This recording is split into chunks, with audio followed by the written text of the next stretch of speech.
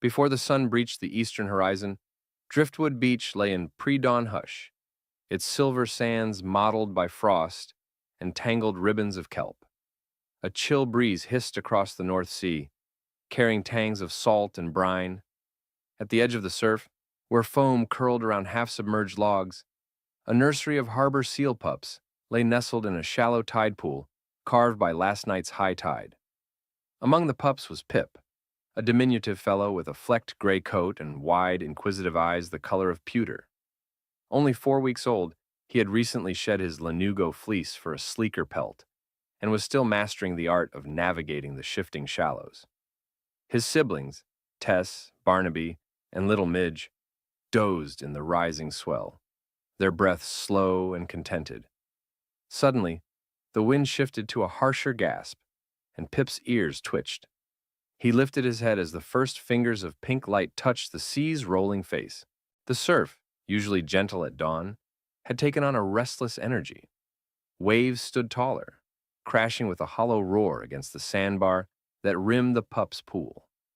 Unseen by them, the tide had crept higher overnight, hemming the youngsters behind the narrow sand ridge and severing their easy route back to deeper water. Pip padded forward over the slick kelp, each flipper tip leaving a tiny print on the frost-chilled sand. He nudged Tess awake with a gentle woof. She blinked bleary eyes, then glanced toward the rising swell. A tremor of alarm passed through the litter.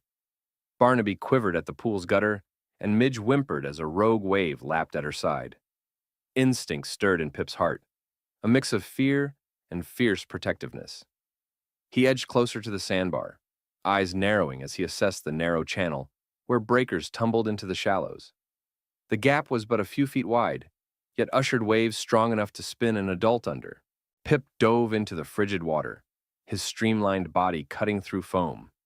He kicked swiftly, rising in the narrow trough beyond the sandbar's lip. Behind him, the storm-tossed surf thundered. Pip hesitated only a moment, then dove beneath the next roller and surfaced on the sandbar's seaward side. His chest heaved with exertion, whiskers plastered with foam. He turned toward the stranded pups and let out a high, clear bark that sliced through the wind's howl. Tess paddled toward him first, paddling over the channel's edge and clambering onto the kelp-slick bar. Pip dove underneath again and emerged on the shoreward side, guiding her through the surf. Next came Barnaby, who floundered until Pip pressed his muzzle against the pup's flank, urging him forward. Finally, Midge, the smallest, trembled at the water's edge until Pip nuzzled her and slipped beneath her belly, lifting her over the submerged ridge. One by one, Pip shepherded his siblings through the swirling wash until they tumbled back into the relative calm of the tide pool. The wind eased slightly, the waves slunk back into normal rhythm, and dawn's rosy beam finally crowned the beach's edge. The pups huddled close, coats gleaming with sea spray, hearts pounding with the rush of near peril. High atop the sandstone bluff, a lone beach patroller peered through binoculars, mouth dropping at the sight. Against the churning sea, a baby seal, no larger than a beach ball, had braved the breakers to save its entire litter. The patroller's shouts of astonishment echoed down the cliff, but for Pip and his siblings, only the gentle lap of returning waves remained, a lullaby of safety restored by the unlikeliest of heroes. High on a windswept bluff overlooking Crescent Cove, volunteer beach patroller Jonah Hayes froze in disbelief. His binoculars, fogged by the sea spray, trembled in his hands as he witnessed the small gray pup, Pip, emerge, sodden and resolute, on the far side of the sandbar. More astonishing still, Pip's barks seemed to guide the larger pups across the breakers and back into safety. Jonah's heart pounded. He grabbed his radio, its handset crackling to life, and called into base camp. "This is Hayes on Bluff 12. You're not going to believe this. We've got a pup guiding its siblings through the surf. They're stranded behind the bar." His voice caught in the gale as he relayed precise GPS coordinates to the Marine Mammal Rescue Team stationed 10 miles down the coast. "Copy that, Hayes," replied dispatcher Muriel Carter. "We're mobilizing volunteers and the fast rescue skiff.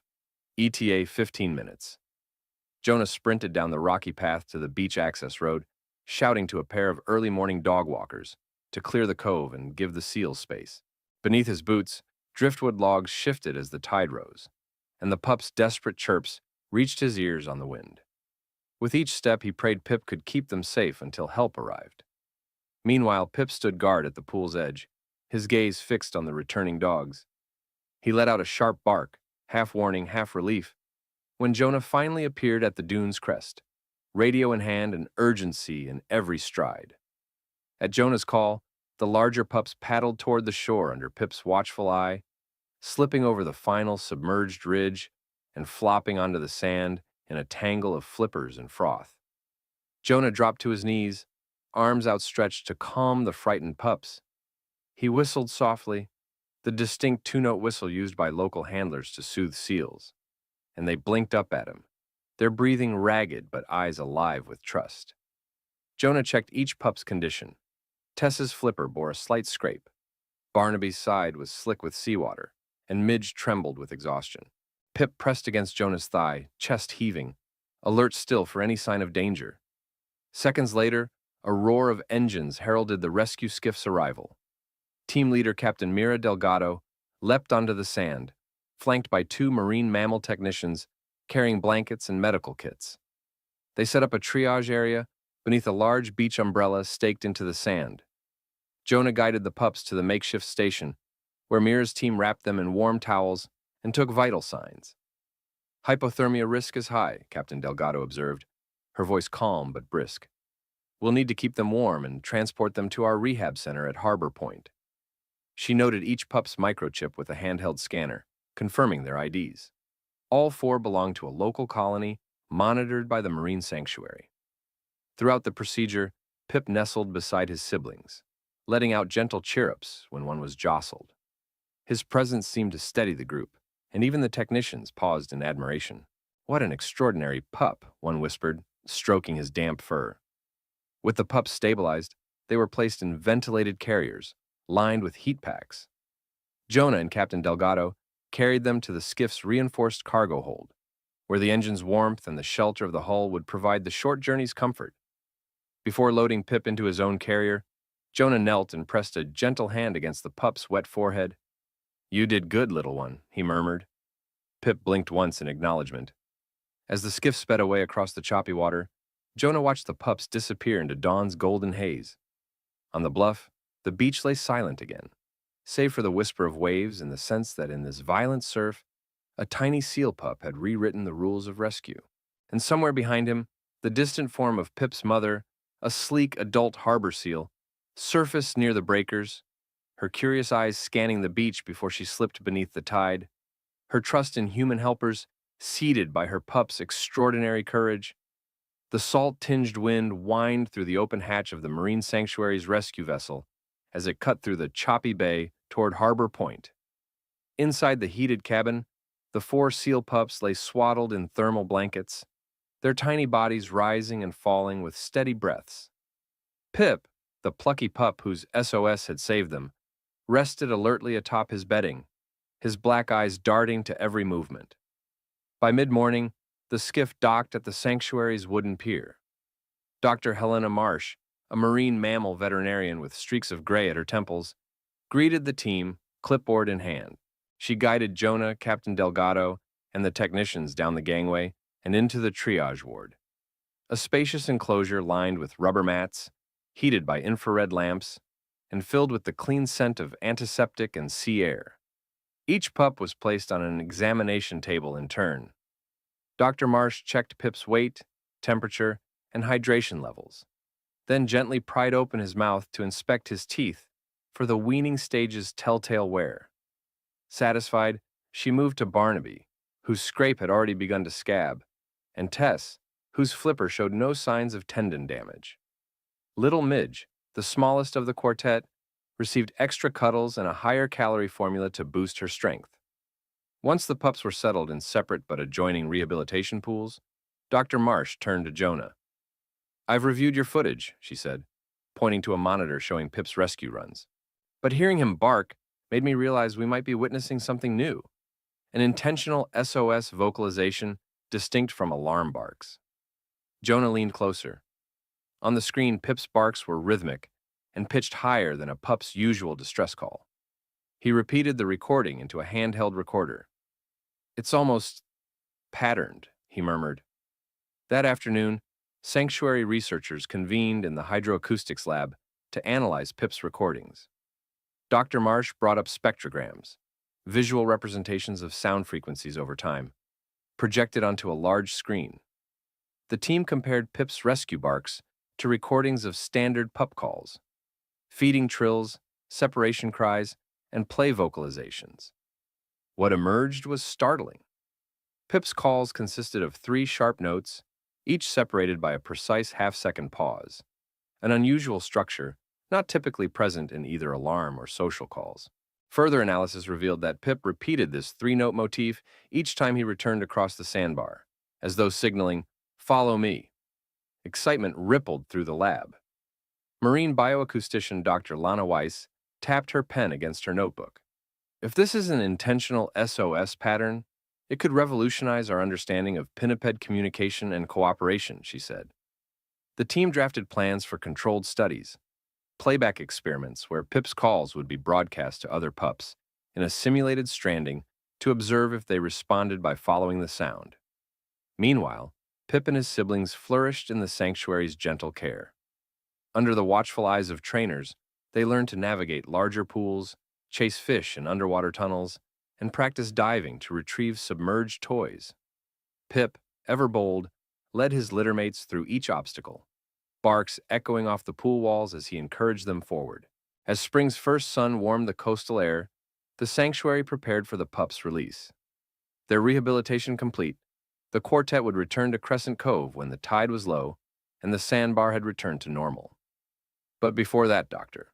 Marsh and her team held a public demonstration, playing Pip's SOS calls over hidden speakers on a stretch of beach and showing how seal pups responded by moving toward the sound. Attendees, local fishers, volunteers, and visiting researchers watched in awe as wild juveniles emerged from kelp beds to investigate the unfamiliar calls, confirming that Pip's vocal pattern worked beyond his own family. That evening, as dusk painted the cove in rose and gold, Pip and his siblings slipped back into the sea's embrace. They paddled together toward the returning sandbar where they had once been stranded. Pip barked his 3-note signal, and his siblings followed in a disciplined line. When they reached open water, they turned back to the shore and let out a final chorus of barks, an echo of gratitude and triumph. High on the cliffs, Jonah and Dr. Marsh listened through stethoscope-tin wind barriers, tears glinting in their eyes. In that moment, the baby pup's extraordinary courage had transcended instinct. It had unveiled a new chapter in marine mammal communication, forever altering how humans and seals would collaborate in the wild's unpredictable theater. When the sanctuary confirmed that Pip's 3-note bark was a genuine SOS signal, Dr. Helena Marsh knew they faced an extraordinary opportunity to turn one pup's courage into a community-wide safety net. Over the following weeks, the Marine Mammal Rescue Center's parking lot buzzed with activity. Volunteers unloading wooden crates, engineers tuning solar panels, and marine biologists marking GPS waypoints on laminated maps. By dawn on the first crisp autumn morning, the team had assembled 6 shoreline sentinel stations at strategic points along Crescent Cove's beaches, each nestled among driftwood logs and weather-smoothed boulders. The stations, painted a cheery teal, housed rugged speakers, ultrasonic microphones, and small LED displays to show tide times and station IDs. Solar panels on their roofs soaked up the faint morning light, powering the systems through the coming storms. That evening, Pip's rehabilitated siblings, now thriving in the sanctuary's pools, were brought within earshot of the first Sentinel station for its official test. Under a gathering gray sky, Dr. Marsh pressed the initiation button, and Pip's SOS burst forth in the hush of dusk. 3 clear cook, cook, cook calls, each ringing out half a second apart. The volunteers held their breath as the wind carried the signal across the sand and into the whispering surf. Moments later, from behind a rocky point, the distinct barking of 2 wild pups reached their ears. Drawn by the familiar pattern, the pups paddled through the kelp-clad shallows and surfaced beside the Sentinel station, tapping at the housing with curious noses. Soft cheers rose from the assembled researchers and volunteers. It was the first proof that Pip's call could rally seals beyond his own litter, and that the stations could serve as living lifelines in the wild. Encouraged, Doctor. Marsh and her team launched the Seal Ranger training program, enlisting local fishermen, lifeguards, and coastal scouts. Workshops in the sand dunes taught them to distinguish Pip's SOS from routine cries. They learned to read handheld spectrograms on waterproof tablets, spotting the telltale three-note motif amid crashing waves and seabird calls. Listen for the pattern, Dr. Marsh urged, demonstrating on a portable speaker. When you hear it, your first instinct should be to activate the nearest station. Within days, 60 SEAL Rangers had been certified.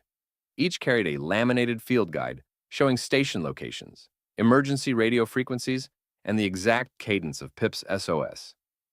They patrolled at dawn and dusk, Crescent Cove's busiest hours for stranded pups, eyes and ears trained for any hint of distress. The true test came just before the first winter gale. Volunteer Ranger Dana Kim, wrapped in a thick parka and balancing on oyster-slick rocks, heard her detector ping, 3 precise notes rising above the roar of the sea. Rain pelted her face as she sprinted up the dune, fingers numb, to the Sentinel station.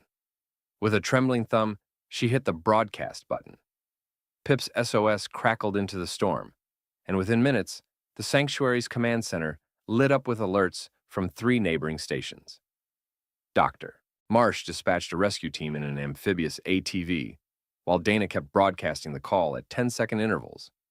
High winds and freezing spray whipped across the beach, but Pip's guiding signal cut through the chaos like a beacon. On the exposed sandbar, 3 tiny silhouettes huddled against the rising tide, lost pups separated by surging currents. As the rescue ATV barreled down the shore, the pups paddled toward the echoing cook, cook, cook, their small bodies buffeted by wind-tossed waves. When the ATV reached the bar, technicians leapt out and gently gathered the pups into insulated carriers. Each clutched at the familiar echo of Pip's bark as they were carried to safety.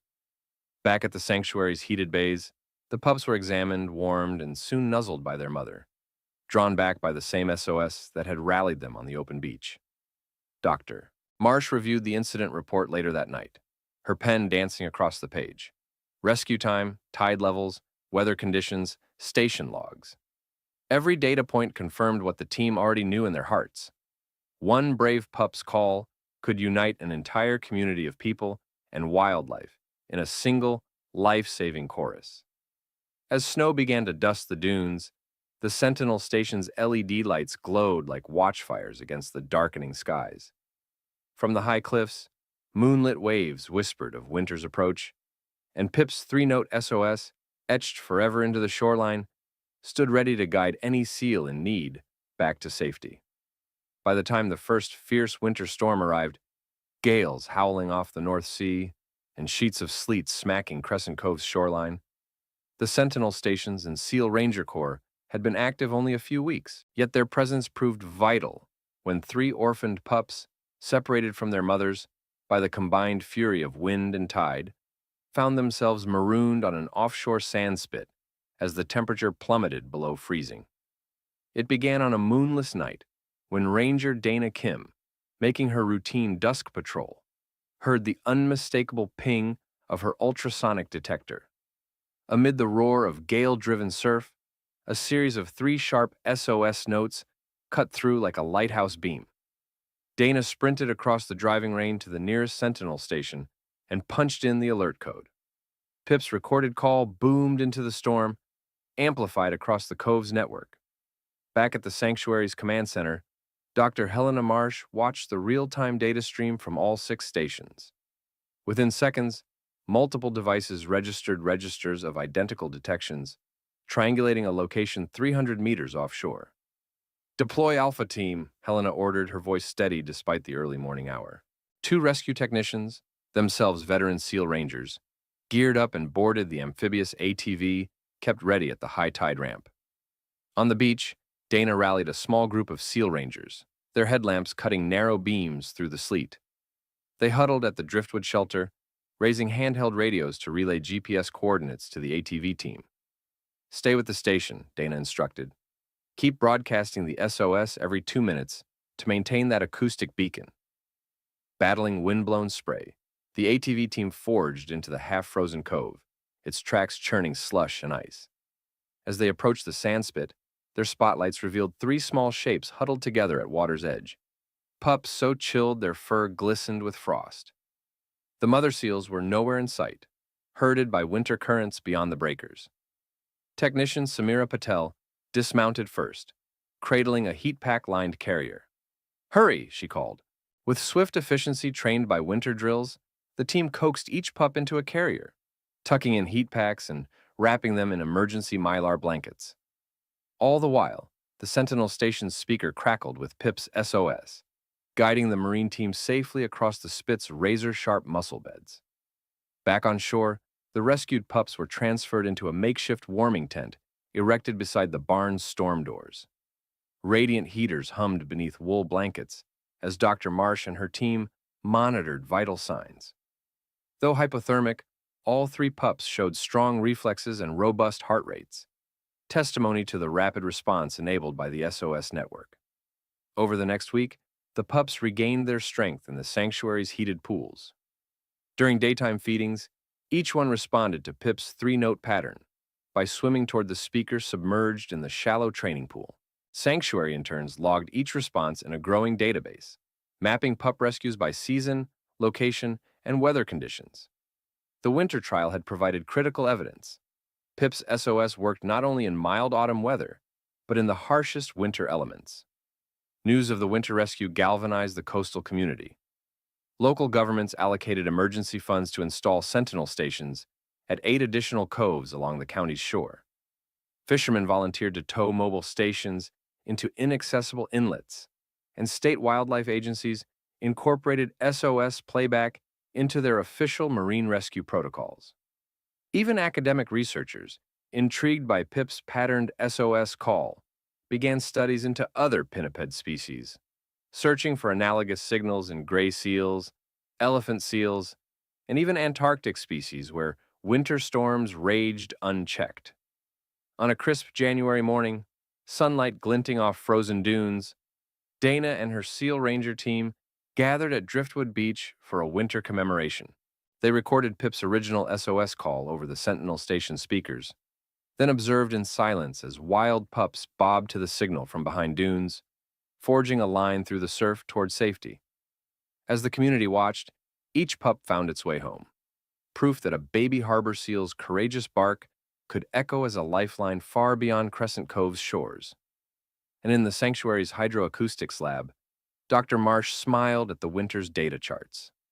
A steady line of successful rescues, each marked by the 3 bars of Pip's spectrogram. The network that began with one pup's daring swim had matured into a resilient, season-proof protocol, an enduring tribute to the power of nature's own rescue signals and humanity's ability to listen, learn, and respond. As spring's thaw finally loosened the grip of winter ice along Crescent Cove, Dr. Helena Marsh surveyed the data streaming in from the 6 shoreline sentinel stations dotting the beach. Each morning, the hydrophones and ultrasonic detectors reported dozens of seal vocalizations. But one pattern always stood out: Pip's cook, cook, cook sequence, now clearly recognized up and down the coastline. What had begun as a pilot project to aid a single litter was blossoming into a region-wide safety net for harbor seals. A surge of interest. Word of Pip's SOS and the unmistakable efficacy of the Sentinel stations had spread like wildfire through marine conservation circles. Universities sent graduate students to Crescent Cove, eager to study the acoustics of seal communication in a real-world rescue context. One team, led by Dr. Anika Levine from Coastal State University, set up an array of underwater microphones in the channel where the original sandbar rescue occurred. Their aim: to capture how Pip's bark propagated through water and air, and how mother seals and stranded pups responded differently to submerged versus aerial playback.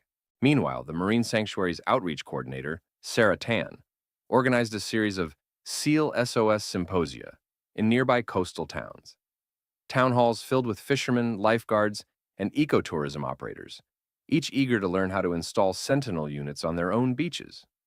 Sarah led hands-on workshops, demonstrating how to calibrate the speaker volume to cut through wind and waves without startling nearby wildlife, a delicate balance of power and prudence. Building the coastal chorus. With academic teams and community volunteers at work, the Sentinel network more than doubled in size. By early April, 14 stations lined the cove, and half a dozen more had been installed on neighboring beaches, Moonshadow Point to the north, Gull's Haven to the south, and even on offshore rock islands, where seals hauled out during low tide.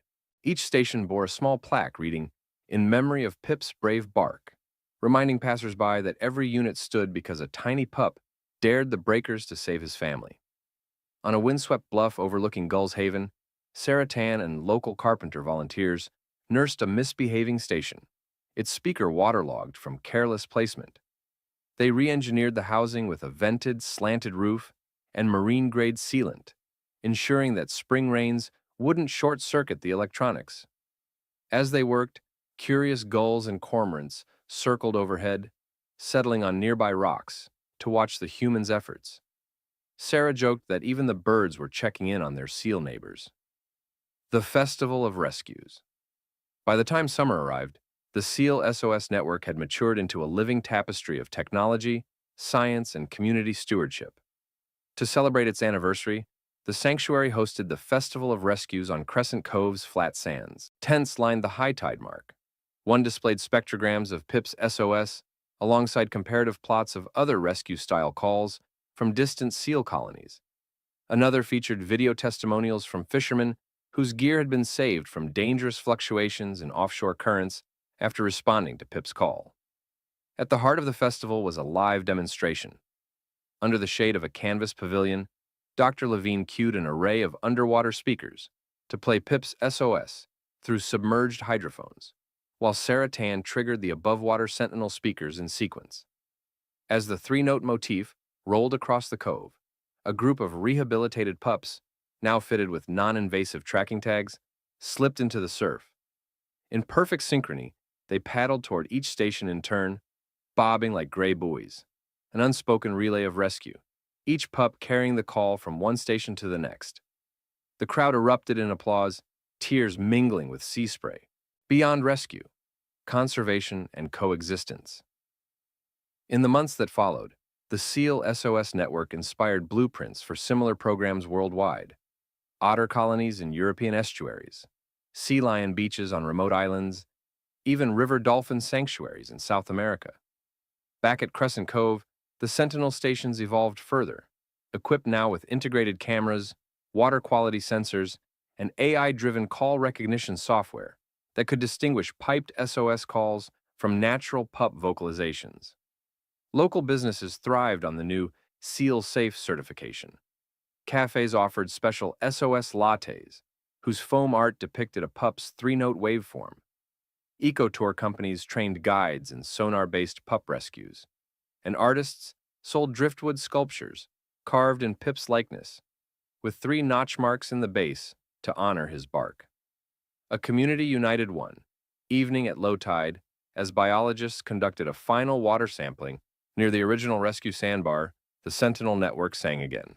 From Moonshadow Beach came Pip's signature, "Cook, cook, cook," followed by a second, more urgent SOS from Gull's Haven. 2 rescues happening nearly simultaneously. Sanctuary crews mobilized on ATVs and skiffs, and within the hour, 2 stranded pups and their mothers were safely escorted back to open water. Standing on the cliff's edge, Jonah Hayes, a veteran SEAL ranger, watched the rescues unfold through binoculars. He'd been there when Pip first led his siblings to safety, and now he saw his own words echoed in the rescuers' motions. "Follow the bark." Beneath them, the cove pulsed with life. Seals, birds, and humans united in a chorus of care. As dusk fell and the Sentinel lights blinked on, Dr. Marsh and Sarah Tan shared a quiet moment by the acoustic monitoring station. Who would have believed, Sarah mused, that a pup's bark could ripple into a legend of coastal stewardship? Helena smiled, watching the waves kiss the Sentinel bases. "Nature spoke first," she replied. "Pip simply taught us to listen and to answer the call." And as the sun dipped beneath the horizon, the SEAL SOS network stood vigilant, its stations humming softly in the gathering dark, each ready to echo Pip's brave bark whenever a pup's plea for help rose above the waves. By the time the cove's dunes turned from spring's emerald to summer's tawny gold, the SEAL SOS network had woven itself into the very fabric of the coastal community. The sentinel stations, each bearing Pip's three-note emblem, dotted the shoreline like watchful sentinels, their speakers and hydrophones humming softly in the salt-laden air. But the true legacy lay not in hardware, but in the people and SEALs, who now spoke a shared language of rescue and care. A festival of wings and waves. On the festival's first anniversary, Crescent Cove erupted in celebration. Local artists installed interactive installations, a driftwood arch carved with Pip's waveform, beneath which visitors paused to listen to a loop of recorded SOS calls mixed with ambient surf. Children donned seal tail costumes and performed a Pip's swim dance, mimicking the pup's bold splashes across rip currents. The air pulsed with gratitude and wonder as families roasted fish jerky skewers by bonfires, sharing stories of how the network had saved seal pups, livestock, and even properties swamped by sudden floods when Pip's calls had alerted residents to rising waters. Above the festivities, the sentinel stations glowed with solar-charged LEDs, each pulsing gently like a heartbeat in Pip's honor. Volunteers guided visitors to each unit, demonstrating the push-button playback, the ultrasonic detectors, and live spectrogram feeds streamed to nearby information kiosks. Tourists from distant shores snapped photographs of QR-enabled plaques, scanning them to discover the saga of a tiny seal pup whose courage had bridged species and shaped a coastal legacy. Educational currents. Beyond the festival grounds, the SEAL SOS network rippled into classrooms and lecture halls. University researchers published peer-reviewed papers on Pip's SOS call, inspiring similar acoustic rescue studies in sea otter and manatee habitats. At the county college, marine biology students specialized in bioacoustic engineering, designing next-generation sentinel stations with AI-driven call recognition and automated drone dispatch when a pup's SOS was detected in remote inlets. Local schools incorporated SEAL communication into their curricula. Second graders charted tide tables alongside spectrogram readings, while high school robotics teams built prototype amphibious vehicles programmed to respond autonomously to SOS triggers. Pip's waveform became a sacred code in science fairs, a testament that even the smallest voice, when heard, could orchestrate grand acts of survival, expanding the network's reach. Inspired by Crescent Cove's success, neighboring regions adopted their own SOS protocols. On rugged Pacific coastlines, sea lion calls were mapped for similar networks. On frigid Arctic beaches, endangered ringed seals found new hope in custom-tuned SOS stations. International conferences recognized Pip's pioneering SOS as a milestone in human-wildlife cooperation, awarding Crescent Cove the inaugural Guardian Shore Community Prize. Even the technology industry took note. Startups specializing in field-hardened audio sensors profited from grant funding to refine marine sentinel designs. Open-source code libraries shared Pip's call pattern algorithms, enabling conservationists worldwide to implement low-cost rescue beacons. Pip's bark, once a solitary cry on Driftwood Beach, echoed globally as a universal distress signal for marine mammals. The next generation of guardians. Back at Crescent Cove, the tide pools teemed with new litters of harbor seal pups. Among them was a curious youngster who, just like Pip, practiced patterned barks that rippled across the shallows. Ranger Dana Kim, now a veteran SEAL Ranger Corps captain, knelt at the water's edge, spectrogram tablet in hand. As the pup's three-note call lit up the display, she smiled, realizing the cycle of rescue had begun anew. In the barn-like education center near the dunes, families watched live feeds from Sentinel cameras as wild pups investigated playback stations. Children pointed excitedly, whispering, "There it is!" their eyes wide with recognition of the SOS pattern committed to their collective memory. Each repeat of Pip's bark reaffirmed the community's promise to listen, to respond, and to protect each fragile life that washed ashore. A promise in the foam. As the sun set on another golden day, Dr. Helena Marsh stood once more on the dunes, overlooking the sentinel stations. Behind her, silhouette-shaped sand dunes rose and fell like waves frozen in time. Pip's bark, recorded, studied, and broadcast, drifted through the speaker at Station 1, echoing across the sand. Helena closed her eyes and inhaled the salt air. In that moment, she felt the full weight of what began as one pup's courageous swim, a living legacy of compassion, science, and community. The shoreline beneath her feet had become a tapestry of hope, each sentinel station a stitch in a grand design for rescue and coexistence. And as darkness draped the cove and moonlight danced on the water's edge, Pip's three-note SOS rang out once more, a promise carried on the foam that wherever a seal pup's cry pierced the night, a watchful network of human and machine would answer, guiding every stranded soul back to safety and sealing an unbreakable bond between shore and sea.